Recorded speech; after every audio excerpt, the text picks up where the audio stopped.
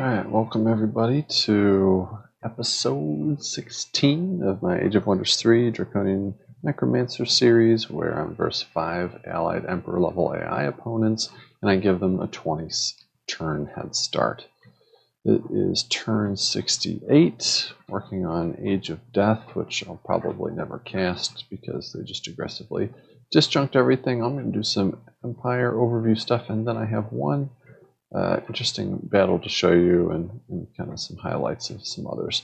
So as you know, I've been moving rightward here, and so been running into white and blue. I'm starting to run into these, which spirit and fire damage is exactly what I don't like dealing with as a necromancer, and the fact that they're machines and so are immune to the blight damage that I tend to put out, and then for my reapers, the spirit damage that my reapers and banshees put out. So it can be pretty challenging to deal with, and the fact that they tend to do massive damage against holy units. So I do have a number of dread reapers in the mix, but I'm trying to bring in an optimal set to take on some of the stuff that I'll be facing. Damn trebuchets, annoying to deal with. So you can see the typical composition of stuff. You got plenty of these lords and the fire giants floating around, have several of the king shock serpents up at this point, but I'm trying to press into the heart of, I don't know where their capitals are necessarily, but all of them started over here, and so there's a lot of resistance. And yellow has been floating around with some machines that are necessary to clean up. So I'm trying to bring these all together to take them out. Up here, I've been dealing with some occasional infiltration from black and flying manticores, but still doing a decent job of holding the front. And again, I've been raising all the cities in here as I take them, and will continue to raise cities so I don't have to try and keep them. But this stuff I'm hoping to keep safe. Underground, it's about the same place. I'm facing some decent dreadnought army action down here, so I'm trying to be pretty cautious with my stacks moving into here. Got some powerful non-hero or leader-led stuff in here that have joined up.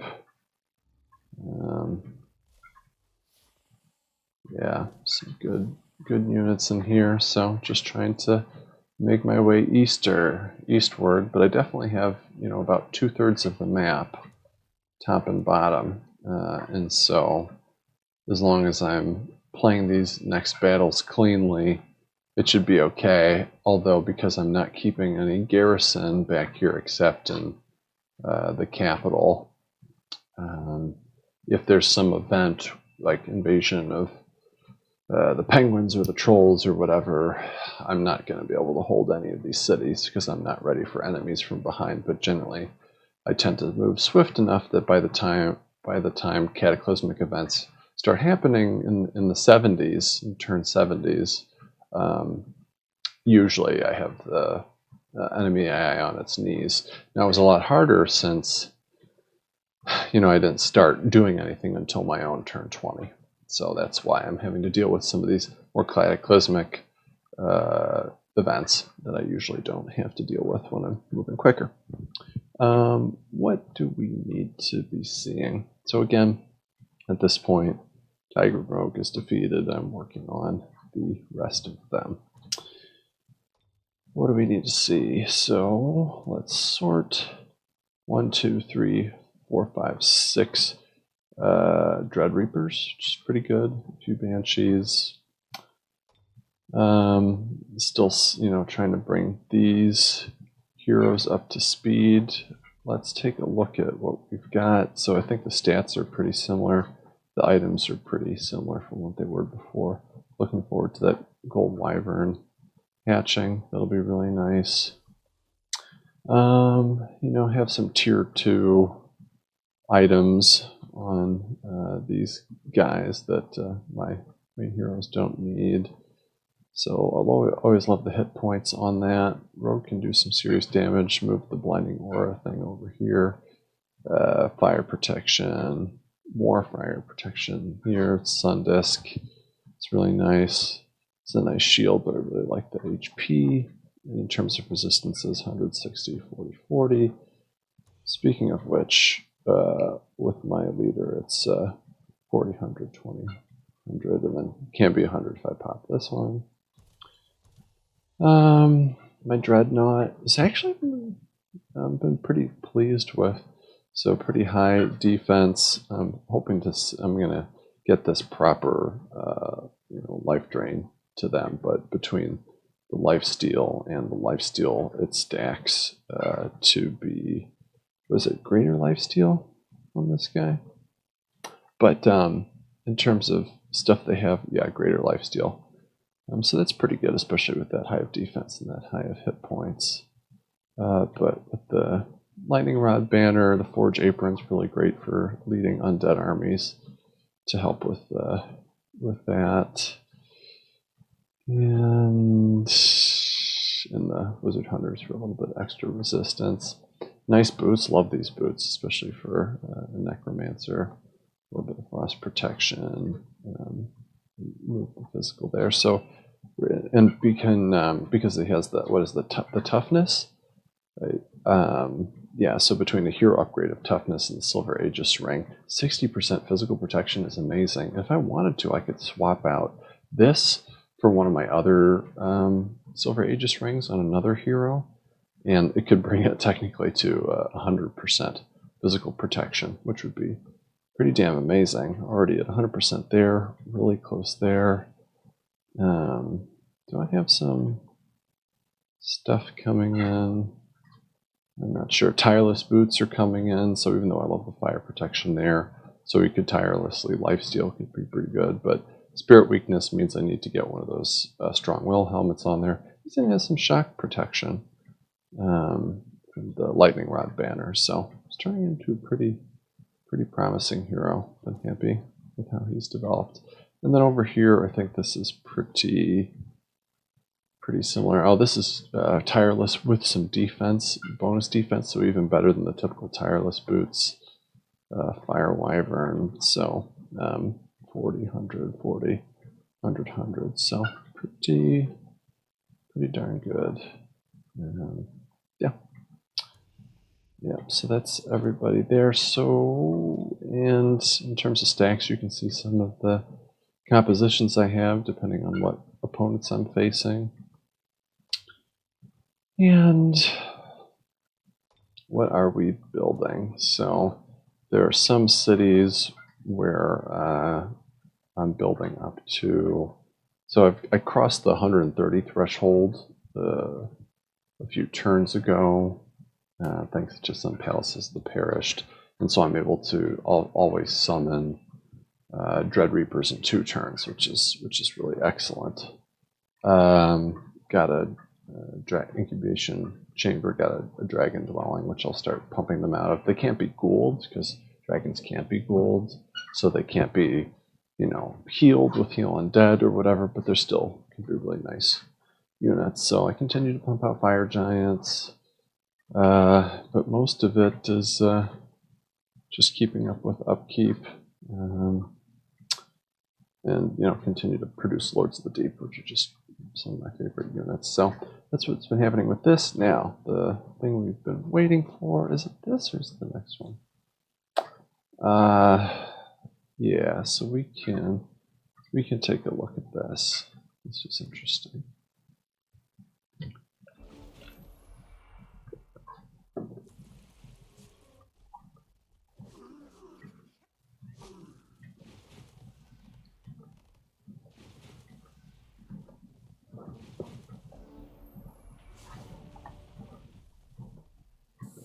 Get that thunderstorm going.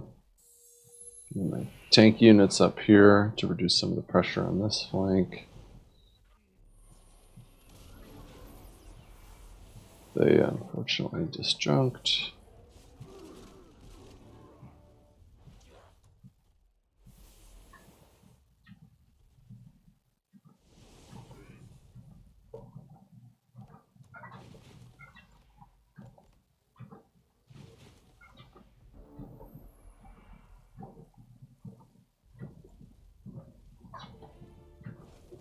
big flank attack. Get up in that hero's face. Love the pike action for that reason. Just encouraging them to not go anywhere. Same, getting up in their face there. Raising more cadavers to be easy targets. Tempt them into attacking.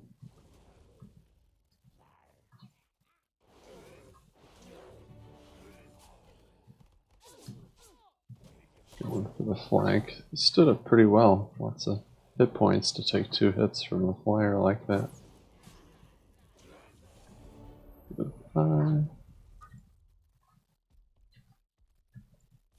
Using the sprint ability. Wow.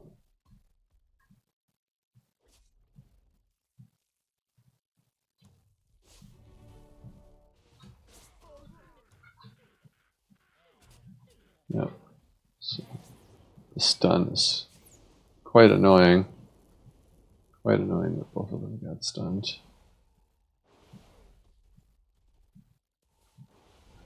$85 health. What is this? Champion 3. Yeah.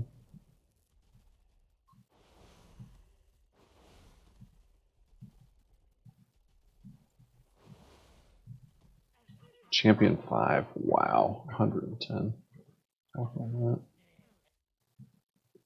Yeah. Just so nice to be able to keep these units alive for the long term. Just because of that greater and lesser reanimate undead.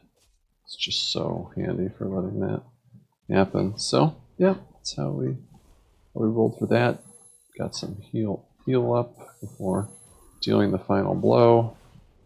Just buying more time. Yep.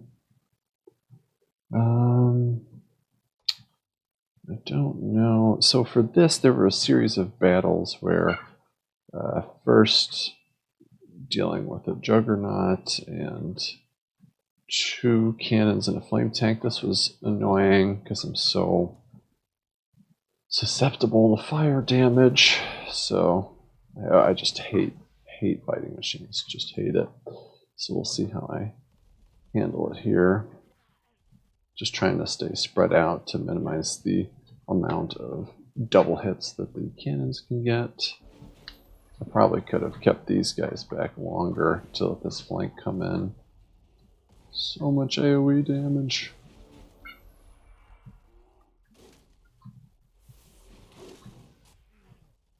Just really trying to get in that flame tank's face.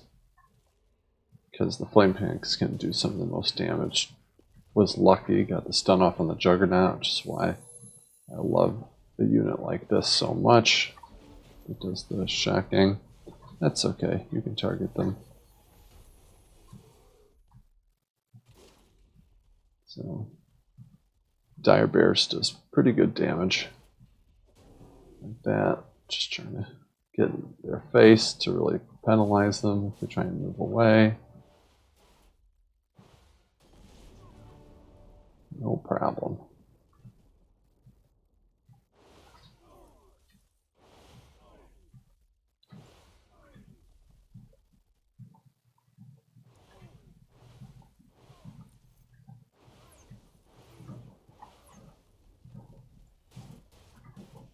Manticore Rider.